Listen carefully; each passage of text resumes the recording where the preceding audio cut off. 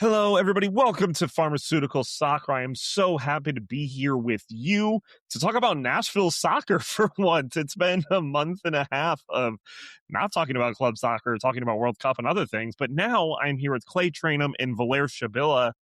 Yo, we have a match this week on Friday night. Nashville soccer is back. Yes. Yep. Awesome. Thank you guys for sharing excitement throughout the entire show. Really appreciate it. Are you excited, Steven? Because you didn't sound excited when in the pre-show meeting. Yeah. In fact, we were commenting how you were willing to spend your money to go to a France-Paraguay game, but you won't spend a fraction of that to come down and watch Nashville play. First of all, I've been to multiple Nashville matches so far this season. B, I plan on going to more Nashville matches this season. Can we talk about how you went first of all and then went B? Yes, and then I was going to go fourth of all. I will be at more matches. And do you think if Nashville's in any sort of playoff match, you know I will be there? So don't even want to talk about it. Oh, classic Chelsea fan. Only when they're good, you're a fan. Bandwagon. Sounds good. Yep. How many away matches have you guys been to this year? Valer, don't talk. You get paid to do it. Clay, how many matches I haven't been to any. I haven't been to any this season. Exactly. I've been to more away matches than both of you. You live away, so you're going to home matches. Exactly. Anyway, Valer, how was your weekend? How was my weekend? It was good. It was very, very good.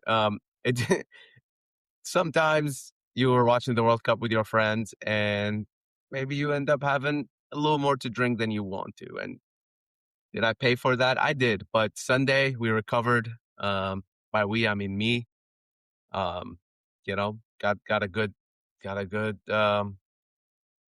a good routine going on to recover from that, and it was a great Sunday. Got to enjoy some video games late at night with Steven. And it was a little bit okay with me to not have a World Cup game on Sunday. I felt like it was a healthy time to take a break. It's been a healthy couple. Today is going to be nice too. We're recording on Monday. I think it's going to be nice to maybe just reflect a little bit of what we have seen from the World Cup so far before going right back into it Tuesday and Wednesday, which will be really fun as well, obviously, for the two semifinal games. What about you guys? Valer's a big reflection guy. And I mean, we're just so used to like having at least like, I don't know, 3 days to like think about one game, let alone sometimes having a week about one game. And then going from that to like having 4 games and the next day having 4 games and the next day, like you don't just get time to like sit in it a little bit. I think like one of the best games we watched this World Cup was 2-2 Netherlands-Japan. And like we've all forgotten about it already because it was in the group stage and so much stuff happened in between. So yeah, I think it's just cool to have like, we'll have 4 years to obviously reflect on this World Cup, but just good to have a day off. My weekend was fairly uneventful for the most part, but my parents did come to town yesterday, which was nice. And no matter how many times my dad will shave his beard on or keep it on, he'll never stop wearing a Lamar University football polos, and I find that very comforting. I will say that it was very funny on Saturday night while celebrating a friend's birthday. He was openly cheering against Argentina while wearing a Barcelona Messi jersey the whole time. I'm very confused about that. At a local establishment. And I'm completely aware of it at the same time. Like, it was a very interesting dichotomy.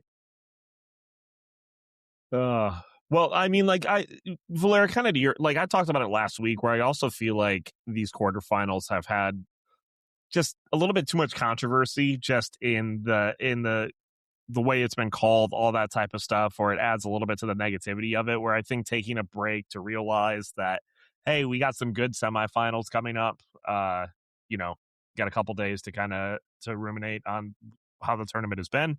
I'm excited for Tuesday and Wednesday, except the fact that they are at 4 p.m. So awesome. Thank you. Well, 3 p.m. for you guys, 4 p.m. for me. So awesome for that. But you got this. It's 3 p.m. your time, 2 p.m. our time. Oh, sorry. Yeah. It's even worse for you guys. Stephen Yeah. Math. And if you want to But hear my thoughts on the time, go to my social media, like Instagram and TikTok, and look at the latest video. Well, it might not be the latest video by the time you look at it. The second to latest video, if not the third latest video. I Do have we blared out on social media. do we think Steven has an hour behind in his head? Because much like Nashville SC, where he only comes in for the playoffs, he just skips watching the first hour of all World Cup games just to get the last bit. So in his head, it's always an hour behind. Yeah, it's always clutch time for Steven. That's all he cares about. He comes in and doesn't clutch often. yes, thank you, Blair. I had a good weekend as well. Thank you guys for asking. I didn't really do much. I did make a huge mistake though, just in my life. But as Blair has mentioned, it's a test in anything for me, where I feel like I was at a right time, where I've had enough time at home, where I feel like I've been doing good just in my normal life, where I'm not as chaotic as I normally am. Decided to download World of Warcraft again, like the giant nerd that I am. And it's taken up some of my weekend, but I've been good. I've been chill. It's a big test of my adulthood if I can have both of these hobbies, if I can have this hobby while doing soccer stuff. Guys, I got to tell you this, because speaking of being absolute total nerds, I got a board game this weekend. It's a board game that's fairly well known, Unstable Unicorns. It's more of a card game. And I just Great want you game. to know that this was the card I got to play. It was a rainbow unicorn. Hey, that's us. So, Blair, I'm sure you can pursue them for copyright infringement, but Yeah. RIP to the Rainbow Unicorns Football Club. Well, we can pursue them and the energy drink Bang that had a rainbow unicorn flavor of energy drink, which, by the way, was terrible. Sorry to insult. It just did not taste good. However, Anyway, if Bang wants to sponsor this podcast, I will drink one every day of my life. Well, depending on how much they pay. Oh, hold on. I just realized what I was committed to. It is pretty terrible. So Also, if Bang wants to sponsor this podcast, we will also pursue sponsorships from Ascension St. Thomas. would love a discount there, not gonna lie. oh yeah, that discount. That's the one we need. Promise would be oh, well, you can tell we're happy, we're joyful. We've got to be a part of a World Cup, witness a World Cup, but now we're back to the real soccer. Now we're back to the real time. It is a match day week for us here in Nashville. And with the World Cup kind of happening, it does it feel like there has been just almost a second season? Almost like we've kind of talked about it a little bit of like we wish they would have kind of done the sprint season for this season, because it does feel like there's a big old gap that this is a completely new season that's coming up. So, if you asked me before the season, yes, I wish they would have done a sprint season and then the season starts now. Now, as a Nashville fan, Nashville is currently in the lead for the Golden Boot and looks like one of the best teams in the league. I am perfectly happy with the way this is playing out, as Nashville is going to be one of the favorites to, or I say Golden Boot. Of course, I meant Supporter Shield. Nashville is in the lead for the Supporter Shield. I'm a little bit sick, guys. But before the season started, I would have loved to have seen that sprint season go into a season starting in this way. Now that it's played out, we're coming out of a World Cup where Nashville is arguably the best team in the league, in the table the best team in the league, bringing back a healthy team and has a real chance to do something historic and special in the second half of the season. And so I'm perfectly happy with the way it is, but that's not necessarily the way it should be. But like, if Nashville played the way they did, though, they would be going into the playoffs as the highest seed and possibly winning an MLS Cup before the World Cup. So, but I'm saying if they did it this way, it would have been the sprint season, and then it would be a new season. That's what I'm saying. So Nashville will be coming into that new season as potentially MLS champions, or at least Supporters Shield winners. Nobody's going to count the sprint season as being legitimate Oh, I know people in Nashville will count it as a legit I thing. know that. I'm just telling you, as someone who's a fan of a team that won the World Series in 2020, the way people would talk about it. So, Okay, well, we can talk about the Dodgers buying their championships all day long. Everybody buys a championship. Chelsea fan, I don't care what you say. That's fair. I'm not denying that. At least we actually would like buy to a bring this back. unlike Belair. So I would like to bring this back to Nashville SC. Yeah. I don't know what you guys are even talking about at this point. But I think it's an interesting moment to get the new fans in. I feel like Nashville SC has done a really good job actually bringing new fans into soccer. I don't think that's been the issue for Nashville SC over the years. We've seen attendance numbers. They play an exciting style under BJ Callaghan. They have big names considerably in the league, even if they are not big names outside the league. And for new soccer fans who aren't your diehard soccer people, they don't really care to have the big names outside the league. Now, I will say, I think where Nashville SC has maybe not done their best, which is the same thing can be said about MLS as a whole, is to get the fans who are already soccer people into Nashville SC, like turn those people who wake up early to watch Premier League or whatever into Nashville SC fans and make them season ticket holders. I don't think that has happened. And I'm not really sure if this tournament has helped with that. And that's okay. Like, I don't think they need that as long as they are bringing new people in and they are obviously the diehard Nashville SC fans that already exist. But I think as far as fandom goes, I know for a fact, I believe, I guess, for this World Cup, Nashville SC has expanded its fandom simply because the World Cup was in America and more people were involved in it. Now, had Nashville hosted a World Cup game, I think that would have been even a bigger jump that we would see. I think it's going to be very exciting if there's – I don't think that the casual sports fan in Nashville is unaware that Nashville SC is very good, because I think Nashville SC carries a big name in the market. But I do think that maybe once you leave Nashville and go maybe Tennessee, Northern Alabama, Western Kentucky, areas where maybe they aren't necessarily as up on a Nashville MLS team, but they are watching soccer, to come out of the World Cup and realize that your closest team is currently the top team in the MLS, that might set up to like really get you engaged coming out of it. But more importantly, I think it's just it's nice to come back and realize that you're going to see Nashville a lot closer. We'll talk about this more in the next segment, but Nashville a lot closer to the Nashville, hopefully at the beginning of the season than at the end of that like stretch run of the first half of the season where everyone was getting hurt. And also to add to that, like, I don't, aside from like new fans or whatever, but there are a lot of people who casually go to games every now and again, or will casually turn on. Well, no one's casually turning on Apple TV, to be fair, but you know, I mean, maybe they'll put on the game that's on Fox or whatever, which we'll talk about here in a little bit. But I think there is sort of section of the fans who the World Cup will serve as sort of a reminder, or like will keep soccer as top of their mind when other things happen in the summer in this city that we know always happen in the summer, and there are a lot of things going on, to where I think the World Cup is a nice reminder, hey, soccer still exists here. Soccer's coming back here. Let's, you know, you can go to a game. So it's not necessarily making new fans. It's just maybe reinforcing certain fandoms that already exist. I will say it's not an enormous amount of people. So I know this is not an enormous amount of people, but there are several people in my like day-to-day life that didn't watch any of the Nashville MLS games last year, even though a lot of them were free on Apple TV. They just didn't navigate it, but they have Apple TV to watch F1. And they're like, oh, well, I have it to watch F1 now. So I now watch a Nashville game, you know, if not every week, like every few weeks, if I remember that it's on or whatever. So those people do exist. There are some casual Apple watchers. It's just not a huge amount of people.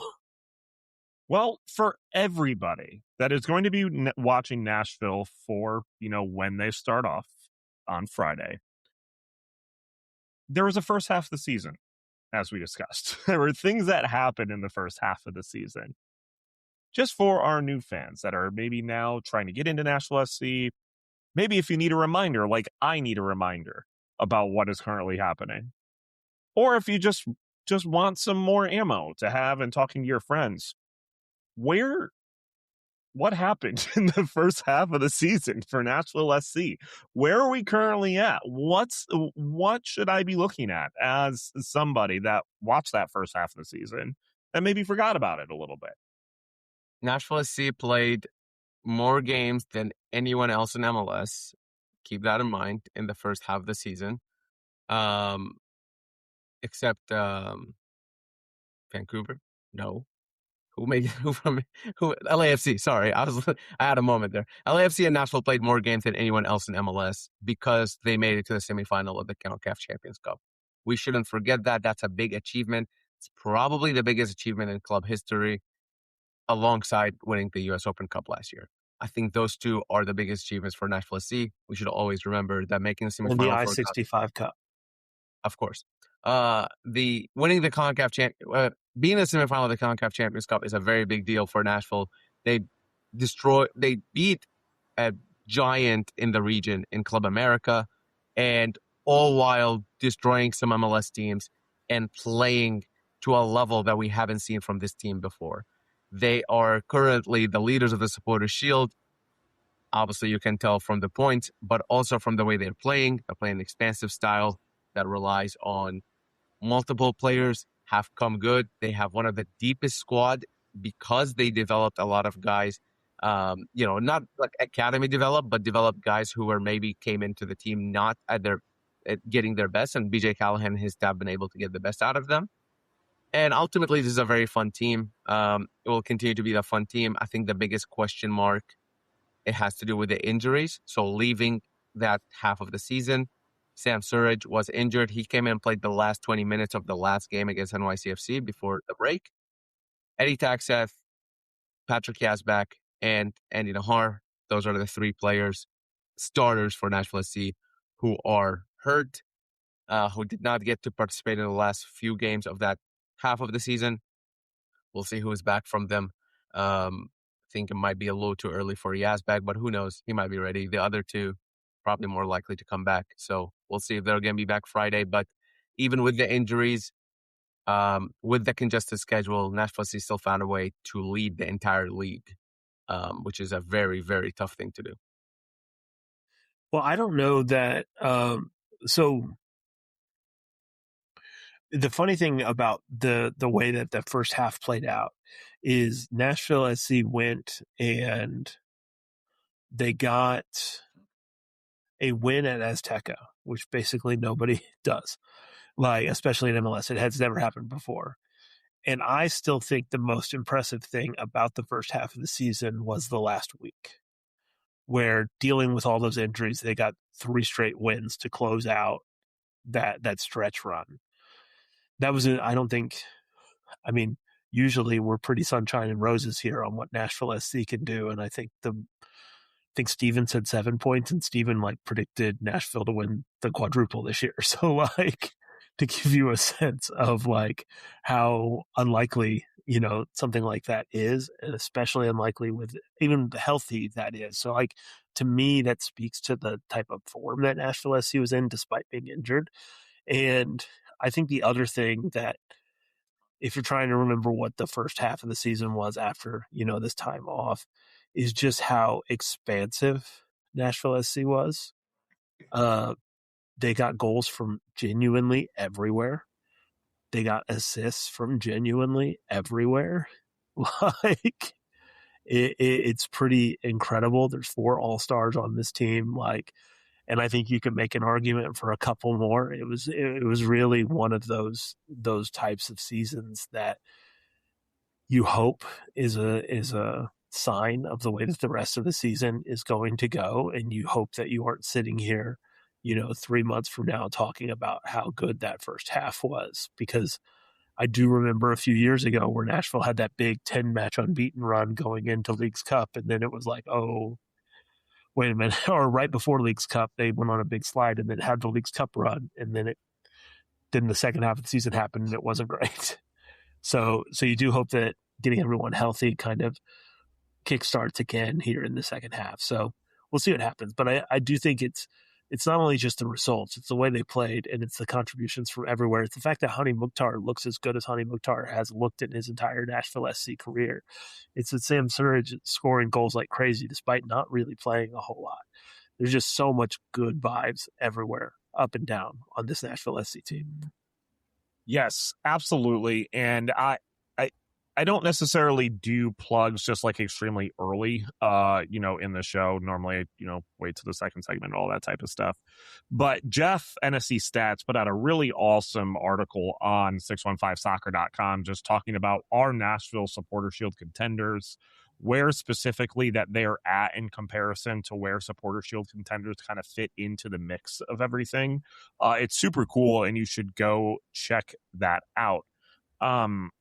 But yeah, I think the other thing to look at, we're able to stats this up all day long, but the eye test of Nashville SC in that first half of the season, this team was so much fun to watch in so many different ways. The ways they scored goals, the way their players performed, even with injuries happening, all that type of stuff. We made it to the semifinal of an international transcontinental tournament. We're in first place right now in the league in total, leading up to this, and it doesn't look like we have any show signs of stopping, and that's very exciting. Transcontinental is crazy, bro. It's only on one continent. Mexico is part of North America. I meant continental. Continental is good. Yeah. I meant continental. You're good. I just couldn't help it.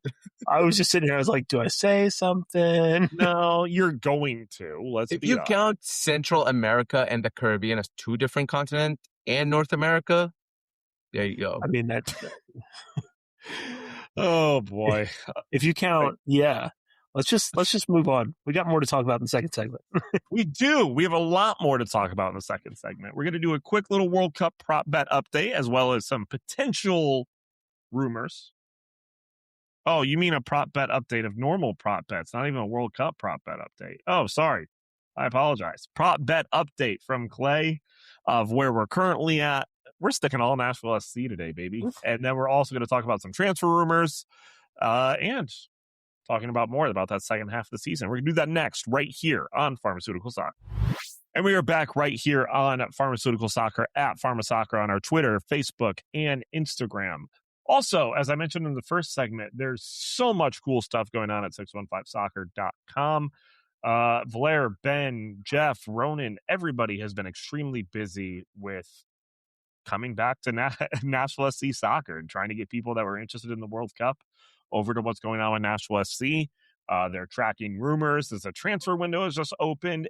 If you want to have the best experience for the second half of this season, please make sure you follow and join on what's going on at 615soccer.com. It's a super fun and great place to have discussions about everything.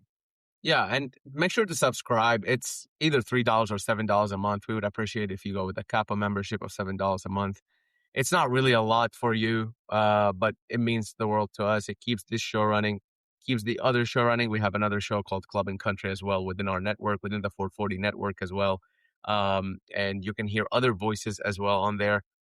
The written material that Stephen was mentioning, and so much other stuff, including our Discord, which I think is the best bang for your buck you can get, because it's a place where you can get like-minded people talking about Nashville SC, talking about the World Cup, talking about anything really, even non-soccer stuff sometimes. So make sure you're joining our community. I think it's really worth the money. And if you haven't subscribed yet, I highly recommend you do. And you know what? Try it out for a month. I'm sure you'll love it, and then you'll stick around, and it will mean the world to us. So thank you for subscribing. To those who have been subscribers from day one, from today, whatever, we appreciate all of the help. And, we'll have so much more stuff for you going into this next half of the season. That was nice, Valer. Thanks. Appreciate it. You can also subscribe for free, though, if you do want to. There was a free subscription as well if you just want to be a part of the news. Yeah, and we'll still love you, just a little less. Valer. What? No, I'm being honest. My love is very monetary. Free subscribers get 50%. $3 subscribers get 75%, and $7 subscribers get 100% of my love. Flair, Do you want no. full Valera experience? It You doesn't gotta work. pay the big bucks. It doesn't work mathematically, but we will move on. No, but like, it's the amount I'm putting in. You know, Okay. it's not all split up across 100%. It's how much I'm committed. Oh boy. All right. Well, hey, Nashville SC starts playing again on Friday, as we You have forgot what discussed. we're talking about, didn't you? What do you mean? You forgot for a second. You were like, "What? What are we talking about?" No, I'm Okay. just starting to go through that. Okay. Thank you very much. Do you Yep. want to interrupt more, or do you want me to pay for my subscription, even though I'm still a free subscriber and you love me 50% less, apparently? Well, Steven, So, that's your fault. You're the one who didn't use your subscription link. I also love you 50% more than non-subscribers. So why don't you look at a glass half full? Nashville Anyway, SC so plays prop on bets. Friday. Yes, Nashville SC plays on Friday. We did something at the beginning of the year to start the first half of the season, which would be doing our favorite prop bets episode. Always one of our favorite things to do before the season starts. And now we have an update as we're starting the second half of the season. Clay, why don't you give us an update on what's going on in the prop bets? Yep, year 7 for prop bets, and so far 5 of them have come off. So it's pretty interesting. Now, I will say we do have some winners on the pod. Now, I haven't done all of the individual fan submissions for winners yet because we'll do that at the end of the year. But first goal, both Valera and I had our heart in the right place. We chose Warren Madrigal as the first game this year was Atletico Ottawa. So we were not realizing how big Warren Madrigal was going to be, how big a part he was going to be of Nashville SC's first team. We were like, all right, we're going to take him to score. That did not work out, as the first goal scored this year was by Wubens Pasius. You know who did pick that? Joel Maza. So shout out to Joel. He's got $10 on the board already. Omari chose Surridge, who did score later in that game, and Steven, in classic Steven fashion, chose Daniel Evans. So I've first seen red him card. score some right-footed bangers. You could tell me I'm dumb all day You have? long. Yeah. How many goals has Dan Lovett scored for Nashville SC? I think I one. think it's one. It's a right-footed banger. So Anyway, you're welcome. we'll return to that in a moment. Now, first red card. Steven, you chose Lovitz once again. None of us got this one right. It was Matt Corcoran with the second yellow against FC Dallas. So nothing across the board for all of us there. First hat trick. In my defense, though, for the red card one, I was pretty stinking close, and he probably should have gotten one, but I got lucky. Well, I don't remember that. What happened? I don't remember. Yeah, there was one incident where he probably should have had a second yellow and didn't get it. Oh, that's okay. Either way, for first hat trick, I was the only one that chose Sam Surridge somehow. Steven, once again, chose Dan Lovitz because he doesn't take it seriously. That way he can't get his feelings hurt. Okay, And from the person that won last year, sure, why you not? didn't know. So anyway, Sam Surridge got me $15. I am in the lead. Now, which trophy will Nashville win? Now, Steven is the only one that is completely off the board in this one, as he said all of them. Valère said MLS Cup. Both Omari and I said Leagues Cup, and Joel said 0 trophies, and he put 60 on it. So, Joel, give Joel some stick. He's hinging his happiness. That's what he's doing. Yeah, Joel, give Joel some stick. Now, here's one where Steven did get right for once. Where will Nashville rank in the East when they finish in Champions Cup? Nashville did finish in Champions Cup in the semifinals, which typically means that you're going to be a little bit lower in the standings. That was not the case for Nashville SC, as they were eliminated from Champions Cup while being in first place in the Champions Cup, in the standings. And Steven did predict that. He's got $5 on the board. So Steven is in third place in the prop bets. So the ones that are still open, of course, Nashville's fourth best goal contributor. I said Ahmed Qasim. Valère said Nahar. Steven also said Qasim. Omari said Madrigal. Joel said Yazbek. right now, where it stands is Hani Mukhtar and Christian Espinosa both have 11 goal contributions. Espinosa has 3 goals and 8 assists. Mukhtar has 6 goals and 5 assists. Sam Surridge has 9 goals. Madrigal has 5 goals and 4 assists. And Andy Nahar has 5 assists. There's a whole chunk of people that have 4 goal contributions. Yazbek is in that group. So that's a lot crazy. Just the stats are insane. Yeah, that is it's such a different type of Nashville SC. Like it, kids will never understand what it used to be. well, that's what I was talking about in the first segment. I was like, I just looked at this and it like reminded me like the like sort of breadth of like how many contributions were across the board. And there's center backs that have like, I think Palacios has 4 contributions. I also need it to be known that you're both wrong. Daniel Lovitz has 2 goals for Nashville Soccer Club. Thank you very much. And I remember the other one too. I had to go back and see it, but yes. Awesome. Thank you for that, Clay. I wasn't done. Where's more, right? Yeah. Was there more? Yeah. He's just not paying attention. Steven is not even part of this show. I don't know what he's doing. First former Nashville player to score against Nashville. I don't believe that's happened yet. And then how many Chalupa games this season, which is multi-goal games. There's going to be a lot more. So we'll come back to that later. The first loss, basically all of us picked, well, 2 of us picked Dallas. 1 of us picked Columbus. 1 picked Minnesota. Blair picked Minnesota, spelling Minnesota in a very creative way. And Joel picked Chicago, and Joel got it right for $1. So congrats, Joel. Way to believe in your opinion. And then last but not least, how many points will Nashville accumulate this year? I think we had like a little bit of a plus minus on this one, if I remember right. But this one's kind of wild. So I said 61. Valaire said 51. Steven said 69 because it's Steven. Amari said 61 and Joel said 71. Nashville's pace right now is 80, which would quite substantially set the MLS record for points in a season. Don't know about that one, Chief, but they're doing good. They're doing good is the moral story. Yeah. It was more just like, holy crap, I can't believe that's the pace at the moment. So if that happens, this goes from being a very good season to the best season of all time for the entire, I'm still closest to the pace, though. No, you're not, because Joel had 71. You need to pay attention to this. He really isn't even listening. Like, I don't think he's wanting to do the episode. I'm here. I'm paying attention. What are you talking about? All right. Am I watching Dan Lovett's highlights as we are talking? But shut up. Call the agent in between takes. Hey, send me the package. Want to feast my eyes today. All right. Is that all the prop bets? Yes. Okay. Awesome. Thank you, Clay, very much for that update. I really appreciate it. All of us are in mid-season form. And Steven, this is mid-season form. Absolutely. Look, I got to get back into it just like everybody else does. It's good to know that I am winning the prop bets as well this year. The real test of whether or not this is mid-season form for Steven is if this is a Valaire and Clay show next week.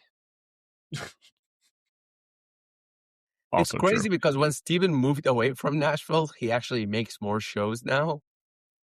You know, and I don't know how that makes sense, but it does. Like when he lived in Nashville, he didn't come to as many shows.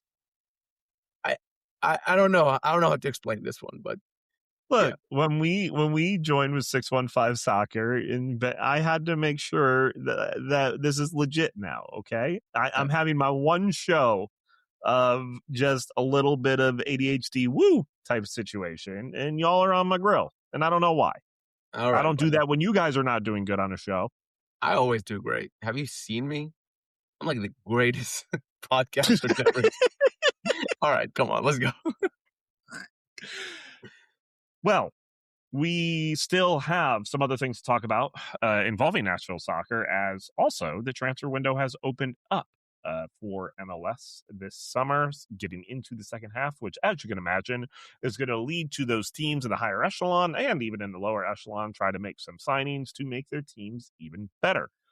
As you can imagine, Nashville is also a part of that list. And as Nashville does in Nashville fashion, we start by turning to the Norwegian League to figure out who we could steal from Norway. So do we have a rumor from Norway by any chance? I would say it's more than a rumor to report by seems like fairly reliable journalists. So I don't want to, obviously I don't speak the language, so I don't want to I don't want to make any assumption, but they do seem more reliable than just a rumor. And it's for a player in the Norwegian second division. I will get the pronunciation right if this becomes official, but Famara Kamara or Famara Kamara, I don't know. There's Famara different ways. Kamara. Famara Awesome Kamara. name. He's a Senegalese player, played U20 Senegal national team. Been playing in Norway for a little bit now, and seems like a midfielder, 6, maybe even could play a little higher up, but mostly a 6. And it seems like one of those deals that Nashville has been able to do the last few years, which is bring in players from that side of the world, from the Scandinavian countries, and really have them develop here.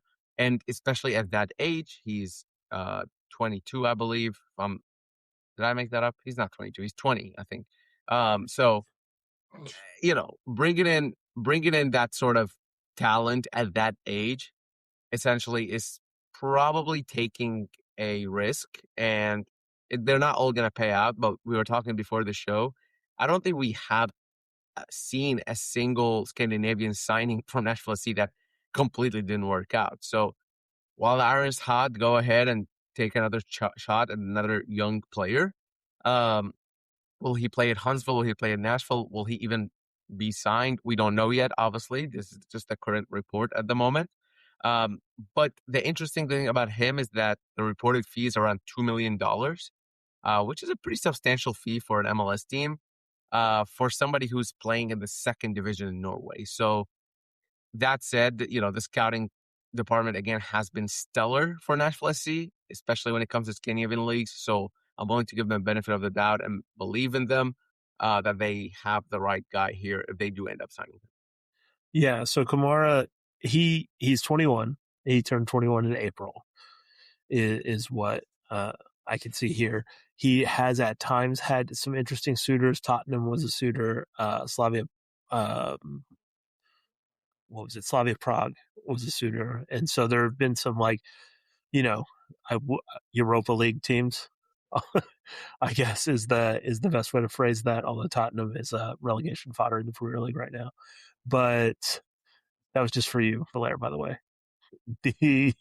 But I think the dollar sign is the thing that is the most interesting here. Like, you aren't typically paying that much for an overseas player in MLS if you do not expect them to not only be a part of your first division side, but be a contributing member of your first division side. Like if you're watching, European leagues, $2.5 million is, you taking a punt on somebody. But in MLS, because of the way the rosters are, because of the way international slots are, if you're paying that much money to sign someone from overseas, that's typically somebody that you're expecting to come in and be a contributor, maybe not immediately, but fairly quickly, because that's a real financial outlay in an MLS club. And so I wouldn't be surprised if you saw some minutes in Huntsville at the very start, but you're not paying that for a guy to play in Huntsville. You're paying that for a guy to be suited up playing every week in MLS. And I also think it's a position has been kind of needed on the Nashville SC side for a little bit. Like, obviously having Yazbek and Eddie Tagseth are great there, but I think we also showed that one of them getting injured can be detrimental in a lot of different ways. So having any sort of help in that position, it's going to be, and especially young help in that position. It gives another partner for Corcoran kind of in there. Brian Acosta was kind of brought in on another year as just being a guy to help out, wasn't necessarily expected to be the guy to kind of take over that position as a number 6. So I do think it kind of makes sense from a needs standpoint.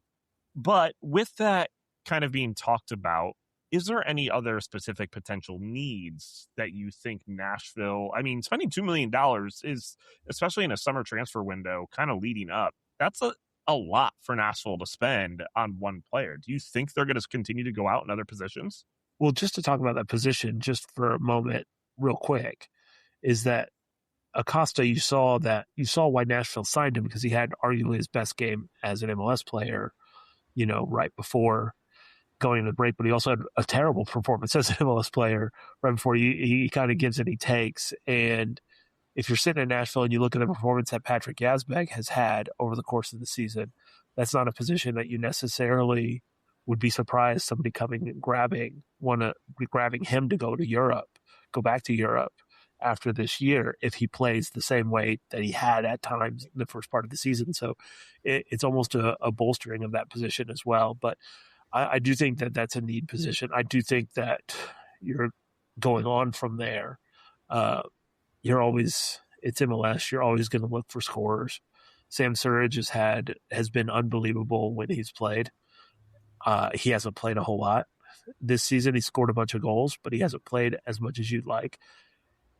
Is Women's Pasius the guy there? I don't really think that you could say he could be the guy there. And so I think you always look at number 9s when you're looking at a transfer window as an MLS team, because they're so hard to come by.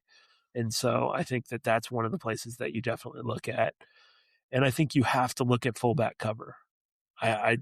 It's just, you're dependent on we saw what happened when a couple injuries hit the fullbacks last year. So I think fullback cover is something that you absolutely have to look at.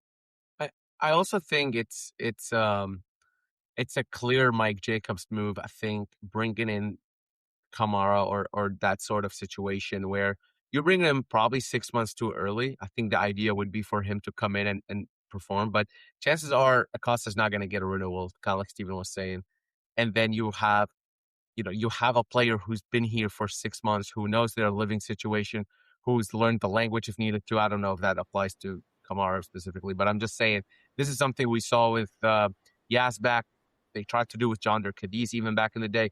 This is something that a lot of teams do, which is bringing a player a little bit earlier, but because the market and the opportunity is there, and let them play. I mean, that was the idea for sure. And so you're probably thinking a little bit one eye on the future with him, but this is the kind of thing, to respond to your question, which is positional needs. This is the kind of thing you can do when you are so deep and you are at the top of your game, and that's where Nashville SC are. Is that you can do cute stuff like that and not have it be detrimental to the team. So when you bring in a player like when they brought in Patrick Yazbek, Nashville was in major need of a central midfielder. Patrick Yazbek had to be thrown into the fire right away. Same thing with Ake Loba. They were in major need of somebody to come score goals. They threw in Ake Loba right in the fire. This allows, this platform that they have built for themselves, allow them to buy players, let them rest, let them get them acclimated to the team, to the city, all of that, and not have it be detrimental to the results and to the performances. And that's why a backup striker, I would aim for younger personally. I think, Madrigal can play there. I still think somehow very weirdly that his best position is actually out wide rather than a striker, which is very different than what we expected to come into the season. I totally agree with the fullback thing. Maybe you're bringing another young guy like a Reed Baker Whiting. Probably not to that level just because the roster probably doesn't allow it. But it's clear that Josh Bauer is more of a center back, even if BJ wants to use him as a right back. He would prefer to put a left back, Reed Baker Whiting, there than him. And that to me says maybe you need some reinforcement there. But overall, when I look at this team, I don't see any needs. There are generally no needs for this team. There are wants and there are places to improve, which if you want to stay as a top team, you have to do that. I'm not saying they need to just rest and not do anything, because if you want to stay at this top, you have to keep refreshing. You have to get new blood in every single transfer window, and they have done that every single transfer window. So I'm only assuming they're going to continue to do that. However, in terms of needs, I just generally don't think there are anything you need to do this transfer window. Everything is just to improve and keep building for the future. Well, and that's the crazy thing going about it, because we haven't really seen Nashville SC before in this standpoint kind of halfway throughout the season, right? Like, we haven't seen them in a point of not necessarily like you go to other sports, there are always buyers and sellers specifically before a trade deadline. This is the first year that we've really seen Nashville as one of those buyers. Like, let's get everything in to try and, win the league as much as we possibly can. But where do you specifically, there is no need to win the league. Like, I think we have the talent and the roster to win the league. It's just, do we have the depth and the power all the way throughout this entire second half of the season to do it? So it'll be interesting to see where they do spend that money on, but also a lot of that, where they do kind of spend that money, is going to be based on where we're at from a health situation currently, because of the fact Nashville did go through some health problems before the World Cup. We very much needed the World Cup break for some of our defenders to kind of recover. If you're following 615 Soccer on the Discord, you could have followed one of our members that's currently sitting at Pop Stroke just watching the training session to go through and see who's healthy or not. But why don't you kind of give us just a background on where the injuries were kind of happening from the beginning and where they're currently at now? Yeah, so the major ones are the four players, the 4 stars, 4 starters: Suraj, Taxeth, Yazbek, and Andy Nahar. Suraj came back, like I said, before the end of the last period, before the break, and played 20 minutes. I would assume he's 100% healthy. Nothing has suggested otherwise. The other 3 is kind of unknown at the moment. Taxeth was out longer than Yazbek, so if either of them is coming back, I would say probably Taxeth is closer. I think he was already participating in training, if I'm not wrong. Ben might have reported that before the end of the World Cup, before the break for the World Cup, sorry. And then for Nahar, I don't think his injury was anything serious, so we might be seeing him very soon. So, Yazbek is pretty much my only long-term concern, but he could be starting. I honestly have no idea. We talked to BJ Callaghan on Thursday, and I'll try to get a little bit more of a straight answer from him, but chances are we won't get a straight answer from him. So we'll see what we can get. Awesome. And with the transfer rumors kind of happening, with all being healthier and being healthy with coming into the second season, there's a lot of expectation on this Nashville team. And I think it's different from what we started the beginning of the season at. So for the both of you, what would make this second half of this season a successful season, knowing what we know now? Well, I'll keep it fairly simple. I think they have to win a trophy. And they're going to be in and have a good shot at 3 of them. So they've got a good shot at the Supporters Shield, as good a shot as anybody, given the situation as we just described with Nashville. They're going to have a good shot at the Leagues Cup. They just made a run in Champions Cup. They can do that. If they'd make a run in Leagues Cup, or they get for the Supporters Shield, who knows? But we didn't think that'd be the case if they made a good run in the Champions Cup. And they got as good a shot at anybody in the MLS Cup. If this is where you are after this chunk of the season and this is where you're sitting, your expectation needs to be on walking away at the end of the season with a trophy. Hopefully multiple. Hopefully that's where it is. But I think that's what a successful season is at this point. When you've got this type of roster, you need to win something. I'll make it easy for you. Yup. I think it's going to be I think where it is. By the way, that's as much like dead end win as I get. By the way, that is not usually my take on things, but I think where they are right now, that is your baseline expectation. That's what it has to be. Right. And I don't think you expect any change of what happened in the beginning of the season to the second half of the season. I think BJ is one guy that's extremely particular about the way he drills down, trains, structures his team, etc. Where you don't expect the team to be playing differently coming into the second half of the season or anything really to change. So the expectation should remain the same. I'm curious about if there is a drop-off. That is the one thing that I am worried about a little bit, is that we have seen it randomly in the second half of the seasons, in the second half of games under BJ's regime. We have seen it. Is that, with this long break, does that happen again? I don't think it's going to, but I do think it's a question of if it's going to happen or not. there will be a drop-off. It's MLS. Every team goes through, a period where results don't go their way. It's just the nature of the league. But it is how you respond to that drop-off. At the end of the day, this team came through the first half having played into the semifinals of the Champions Cup and in first place going into the World Cup break. They are in position to play for 3 trophies. They are in a really good position for the Supporters Shield. They will be in a very good position for MLS Cup by the nature of where they'll finish in the Supporters Shield race, probably. So, and then Leagues Cup is a bit of a crapshoot, but MLS teams tend to win, and Nashville will be one of the best MLS teams, if not the best MLS team in the tournament. So, I think there will be a drop-off, but you've got a long time to rebound from a drop-off over the course of that. And I think on the basis of the roster, on the basis of the way they play, on the basis of the talent that they have, they're going to overcome whatever drop-off may come as a result of being in MLS. And I just need to say this about the Leagues Cup, and then we can move on. It is different format, like this season, similar to how last season was, which Nashville didn't participate in, but they're no longer taking a break from the league and just to do the Leagues Cup.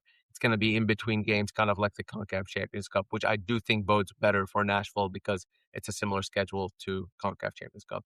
That's enough for Leagues Cup. Please, let's move on. Yeah. I don't really care about it other than that it's a trophy that they could win.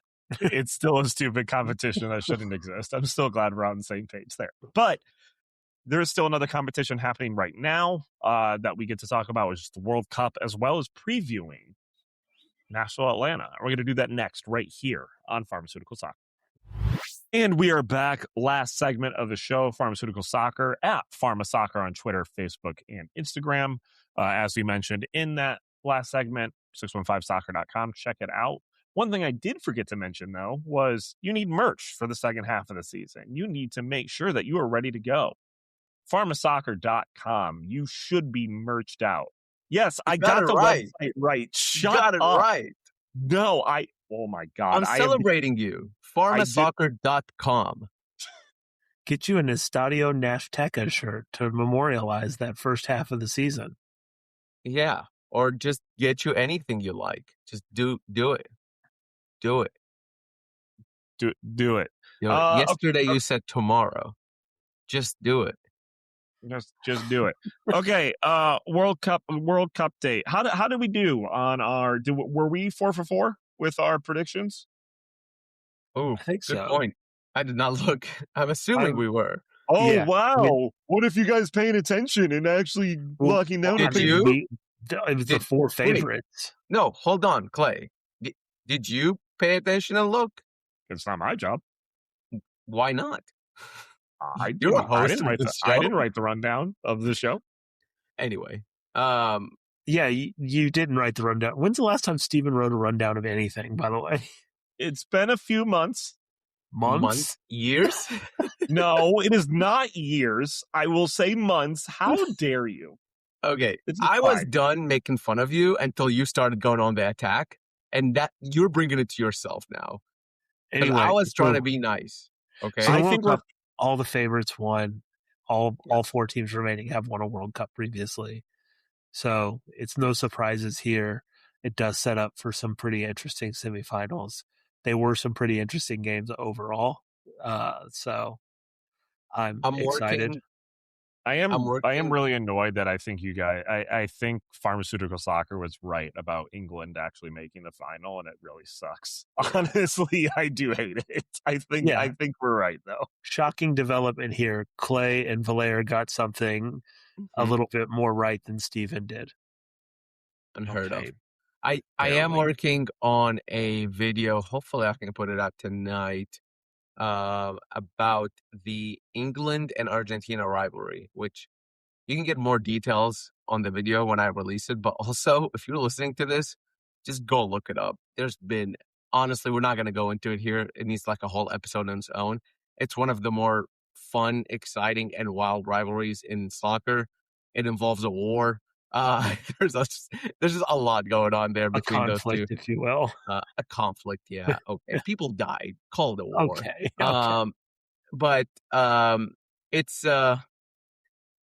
just go look it up. It's beautiful. It has so much stuff. It's what soccer's about, and I am so excited for that game. I might be there. I don't know yet. We'll see.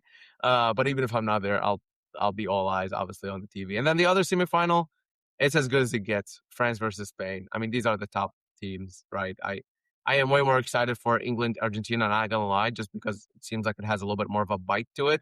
But I mean, France, Spain, those are the two favorites going at it in the semifinal. So I can't do really complain.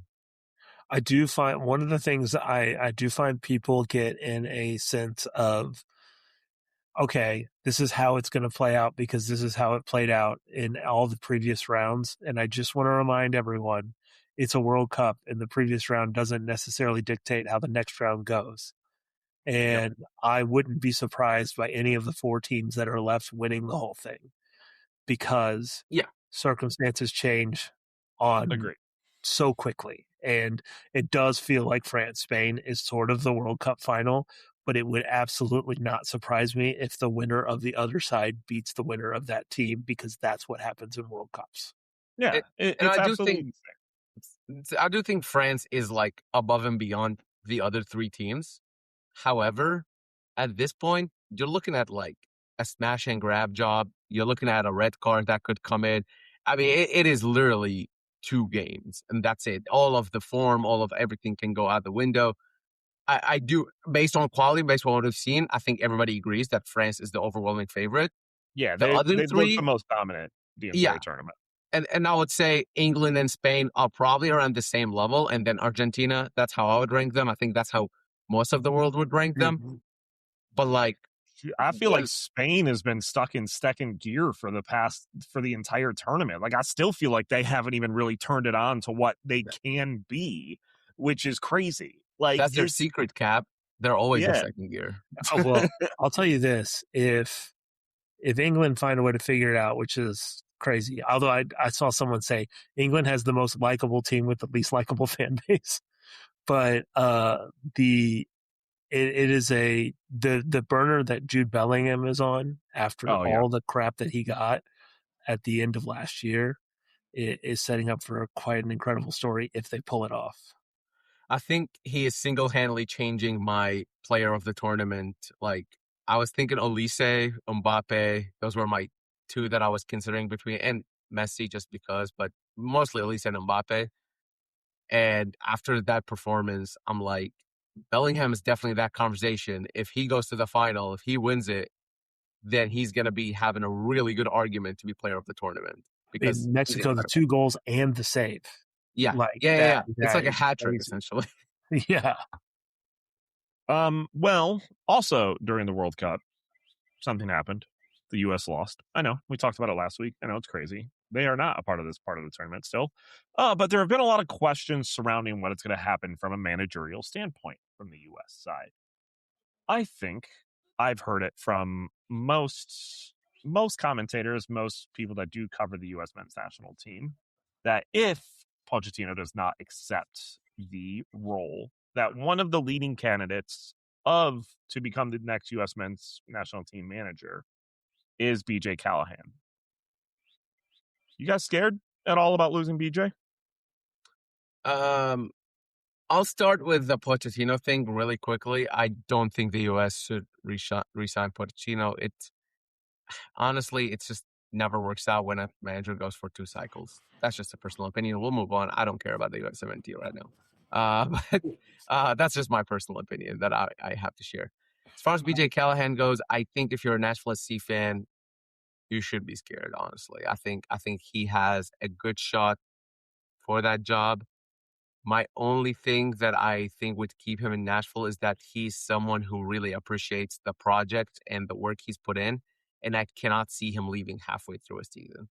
I've known BJ now for 2-3 years now that he come into Nashville. I don't know him on a very personal level. Obviously, I just covered him, but I've had a lot of conversations with him. We've on camera, off camera, everything. I don't think I would be very surprised, let's just say, very shocked if he were to leave halfway through the season. Once the season's over, if the U.S. still needs a coach, I think it's a very, very possible thing for him to go there. I would like to just rephrase what it hasn't worked out for the U.S. to have a 2-cycle manager. The the current best team in the world has one, so has a 3-cycle manager. So he's been there since 2012, dude. yeah. So long ago. So the last World Cup had several that made this round that were in their second cycle. So it does happen elsewhere. It just has never worked out in the U.S. or it hasn't worked out particularly well in the U.S.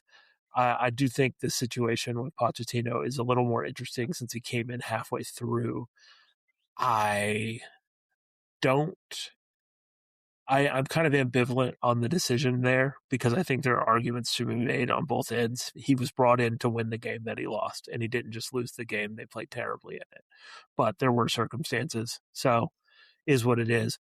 I will say this. I think if the U.S. can't find a sexy hire, then BJ would be the person that would go to the top of that list.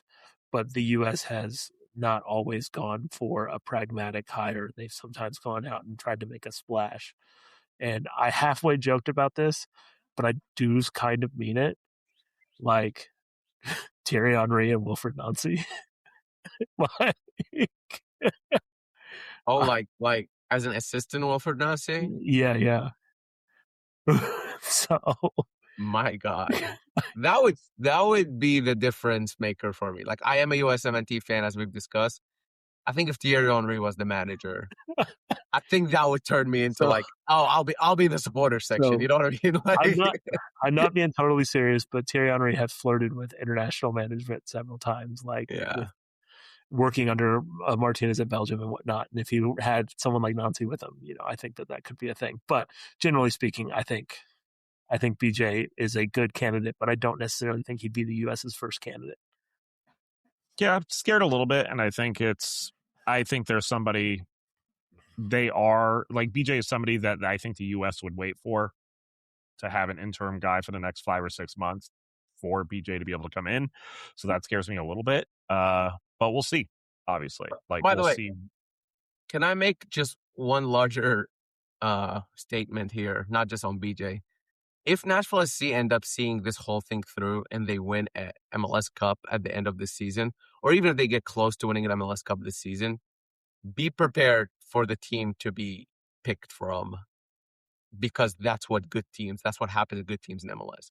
Look at Vancouver even last year, which it's been like 6 months. So, and look at them, look at the difference there. That doesn't mean new players won't emerge or new players will come in, but as Nashville SC becomes better, Nashville SC fans need to get used to the idea of other teams are going to come in with more money or more resources or more promises and take coaches and front office employees, which has already happened, obviously, and then players, obviously.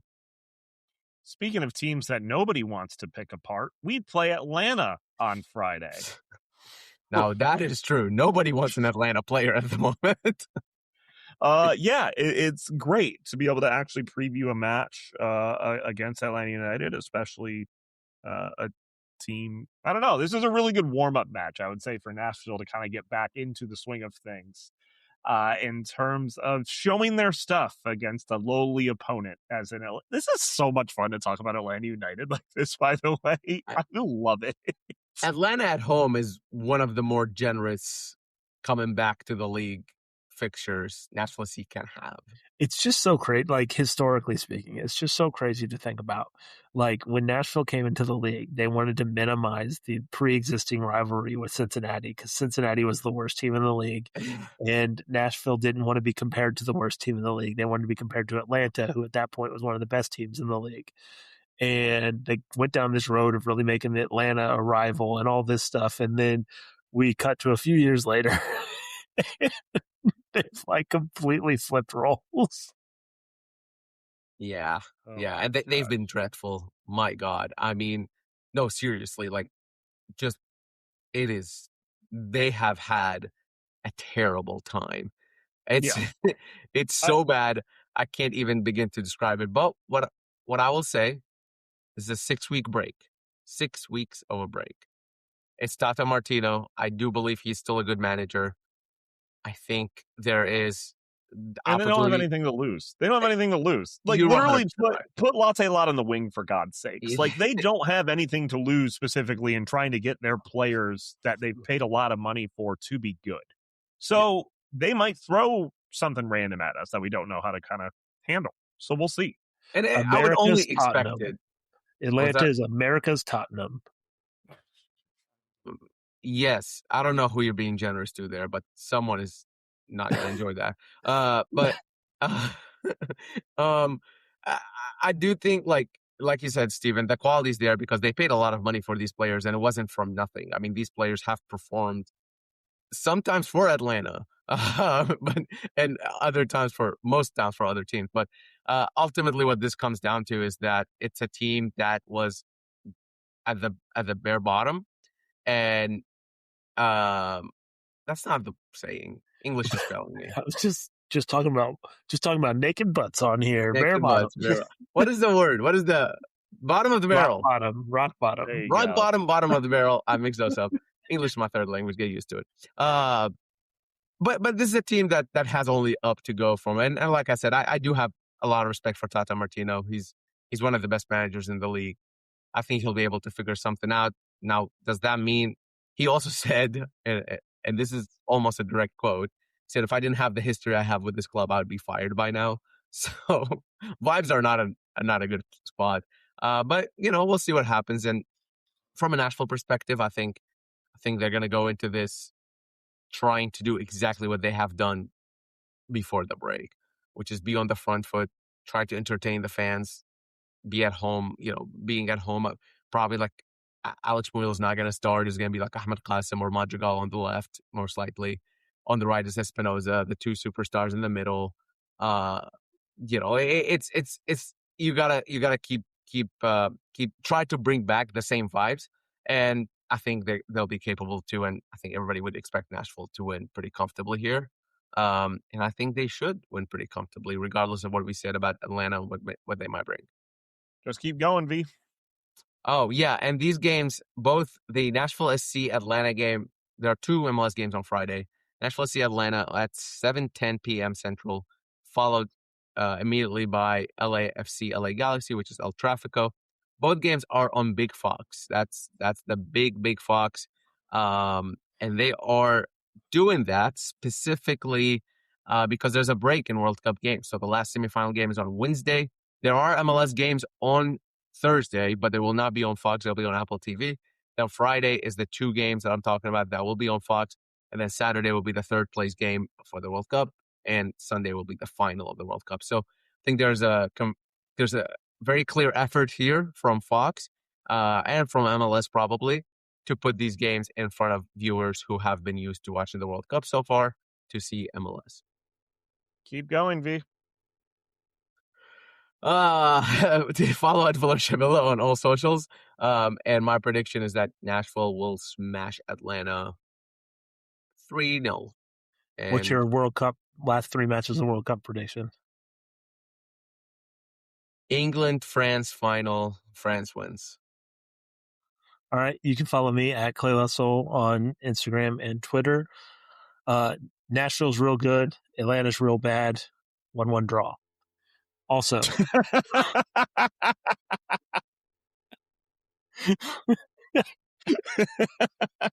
not wrong. And then I'm gonna go out on a limb here.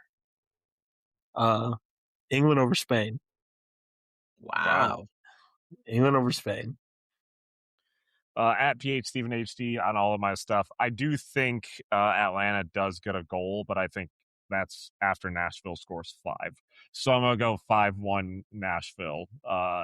Sam Surridge with a hat trick. Eddie Tagseth gets a goal. And Josh Bauer scores a goal. That's former Atlanta United player Josh Bauer. Exactly. That's true. I'm going to go. I think it's going to be a rematch. I think they're looking for a France-Argentina rematch, but I think France takes it this time. So, thank you guys so much for listening to the show. A little bit longer of an episode, but we truly do appreciate it. We're very excited to get back into normal rhythm here. Then it's going to be nice to have Nashville Soccer back. And thank you so much for just being a part of listening to the show. We'll talk to you next week. Have a good one and enjoy watching Nashville on Friday night. And we did not plan to make sure that each of the 4 teams got mentioned in the predictions. That was not planned.